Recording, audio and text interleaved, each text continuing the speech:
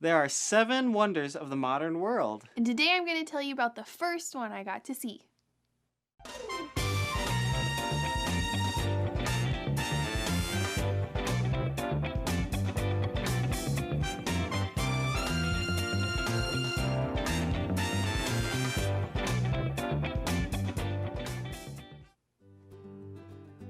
Hello, welcome to Around the World with Joshua and Alyssa. And today, Alyssa is going to tell us some more about Peru.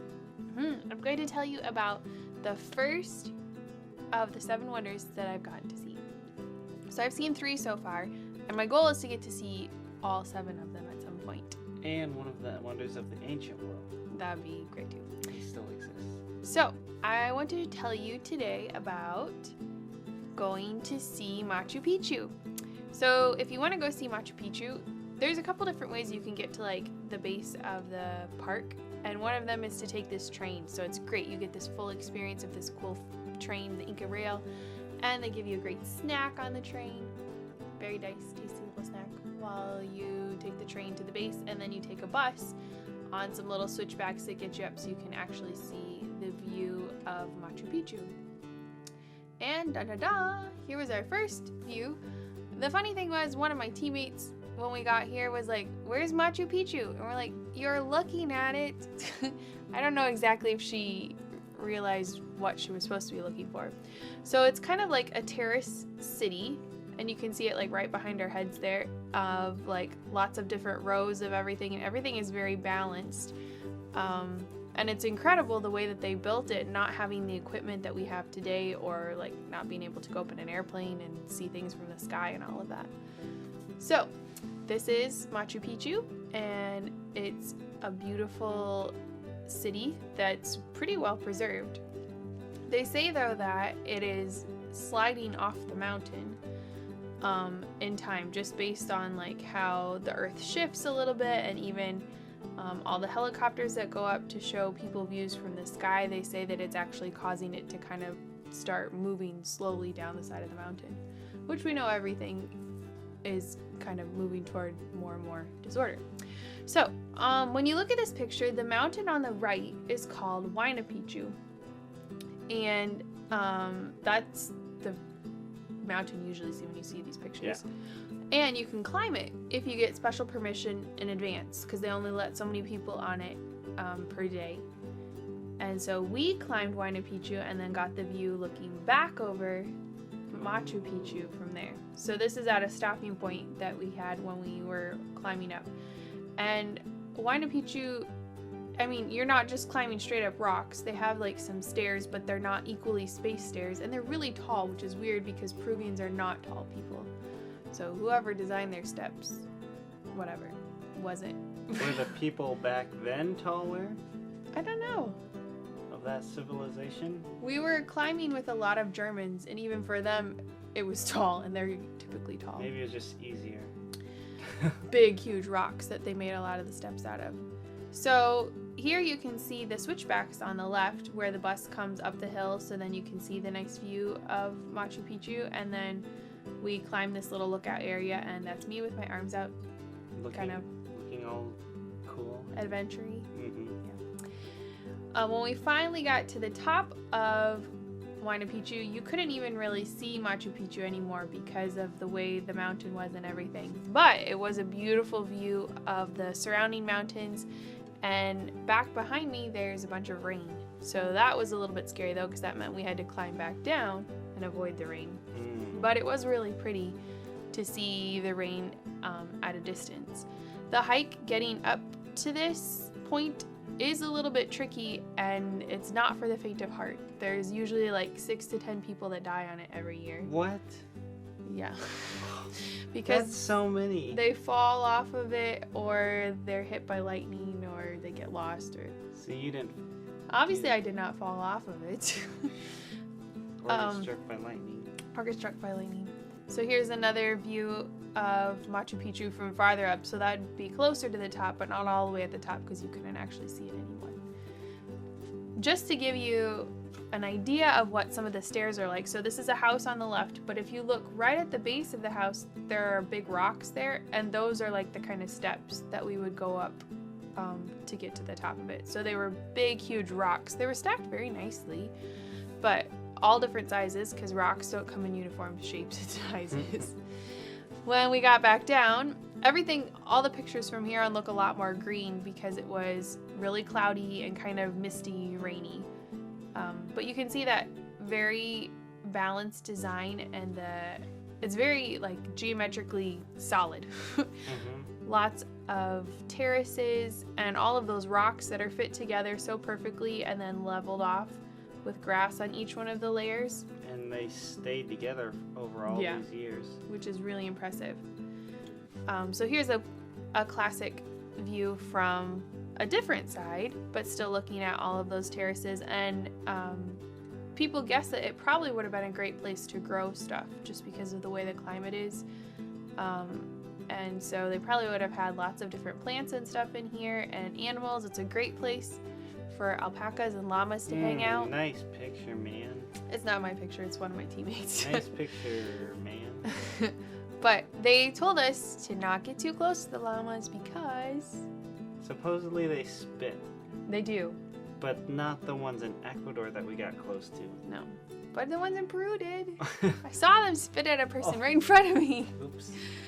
That's funny. Yeah, so they say that the Peruvians joke that they're going to kiss you, but they say that because they want you to get close so it'll spit on you, and then it'll be funny. That is funny. Yeah.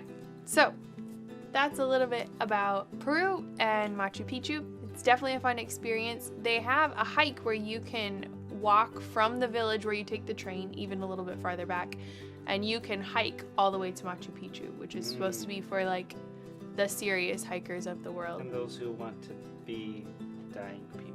No. Oh, that one's not as scary as the other one. It's just quite the hike, and you do Okay. the whole experience like the people would have done back in the day. It's called the Incan Trail, and you can keep expanding how much of the trail you hike. Okay. It's a really big deal for hikers. So you'll see lots of backpackers and stuff doing those different trails. But yeah. Okay, well, let's do some more of our story. Last time with Angie, she had all sorts of things happen, right? She got really sick. Her mom was really sick. Her brother died. Her mom died. They had to sell their house. All these things happened, and she still had to learn to trust God through the whole thing. Well, eventually she got to go to school, to college, and she studied to become a teacher. And so after all of this time, she finally got to study, and she worked really hard so that she could pay off all of her school bills when she was working her way through school. Well, when she graduated, a school that had a Navajo mission asked her to come and be a teacher. And she was so excited because that meant she got to move out west. And you remember, she really loved everything that had to do with the West. So let's flip back to our map. Angie was from the state of Iowa, and this Navajo mission that they asked her to be a teacher at was over here in New Mexico. So it took her a long time to get there.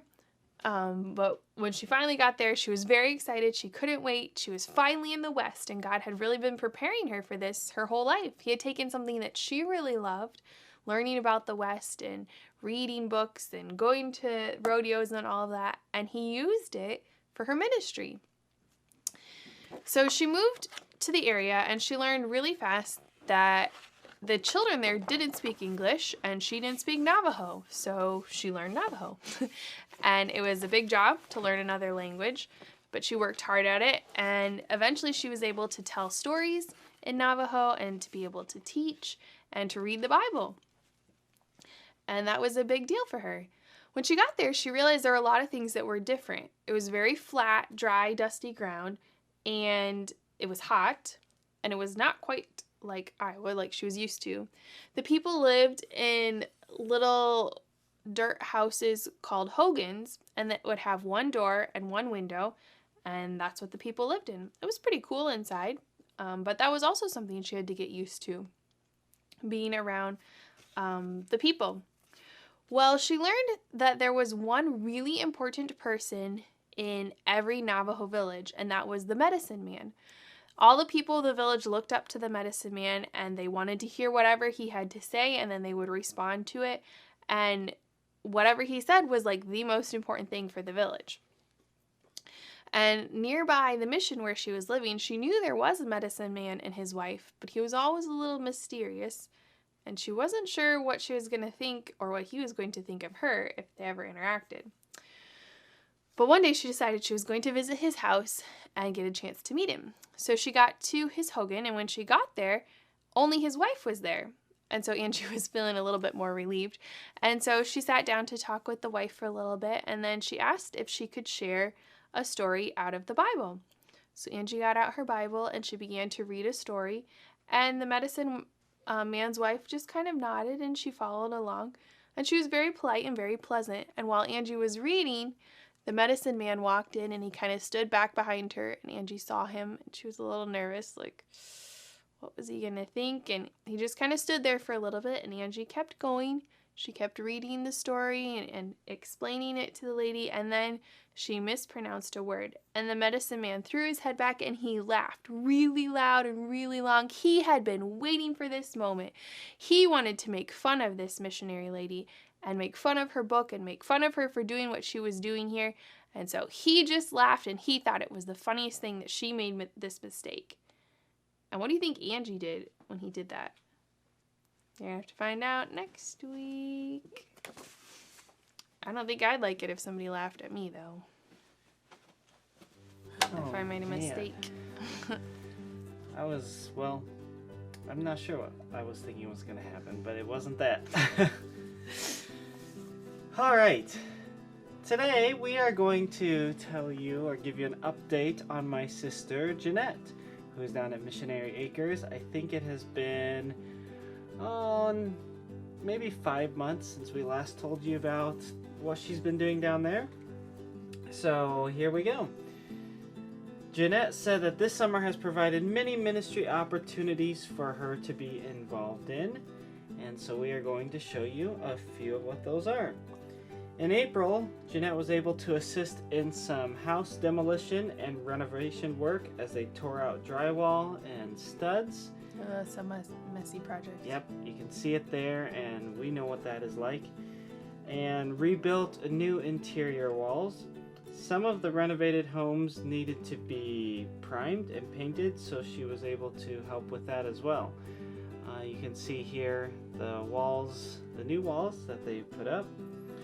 She said not to mention that whenever demolition or renovation takes place, there is always a mess left behind that needs to be cleaned up. And we saw that in, I think, that first picture, the mess on the floor. So much dust.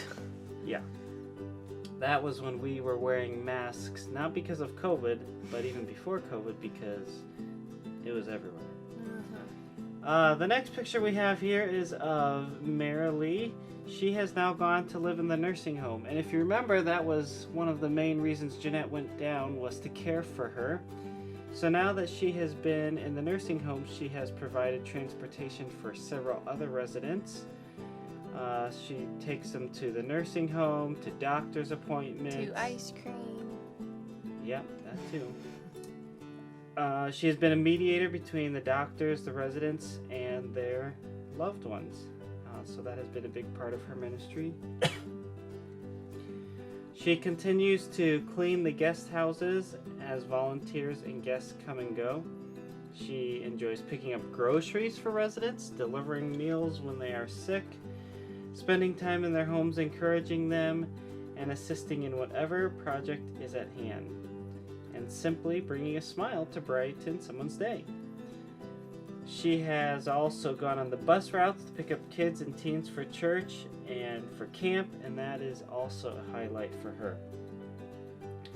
July consisted of 2 weeks of church camp at Camp Hosanna, followed by a week of VBS at Evangel Baptist Church. For junior camp, she counseled 6 girls, canoed with them on the Spring River, and taught 3 of the Bible lessons that week. For teen camp, she had 24 campers, or they had 24 campers, and she had 6 of them in her cabin. She got to present 2 dramatic readings of scripture during chapel and help with meal preparation. She also is praising the Lord for the salvation of 1 teenage girl and for the spiritual decisions of other campers. For VBS, she rode the van on the bus routes, joined the teens for Bible time and was a puppeteer for the opening and closing assemblies. And she had a puppet named Joey, which we had a picture of it, and apparently we didn't get it in the PowerPoint here, so sorry about that. Looking forward, a big change is about to happen for her. She went to Missionary Acres almost a year ago to be a caregiver for Marilee. And as I mentioned, now that she is in the nursing home, her ministry has changed a little bit. The Lord has richly blessed her with many opportunities to serve alongside the staff and residents there. And she has had the privilege of serving many heroes of the faith. But for now, the Lord has shown that her work there is coming to a close, and as a result, she is going to return to her home church in Iowa to fill some ministry needs there. So she's going to drive in the vans for their bus ministry, mentor some girls there, and get back involved in hospitality ministry and investing in the lives of women and children. She says, though I will greatly miss serving on site at Missionary Acres, I would not trade this past year for anything, and I look forward to how God will continue to use her to further His kingdom. There is truly no greater occupation and no greater joy than to serve our Lord. She asks for prayer for continued guidance as she seeks to serve the Lord in every opportunity that He gives her, for physical care and spiritual growth of the residents and staff there at Missionary Acres, and for spiritual victory in the lives of those that she seeks to reach in the surrounding community. As for praises, she is thankful for the salvation and spiritual growth of those at camp, and for the privilege she has to serve these heroes of the faith at Missionary Acres. And she is also thankful for God continuing to provide and lead in her life. So that is my sister Jeanette and her ministry at Missionary Acres. And a few things are changing, but she's thankful for what God has done with and through her, and continue to pray for the spiritual growth of the people there and Jeanette as she follows God's leading in her life. Yep. Thanks for watching. Make sure you come back next time. See you then. Bye.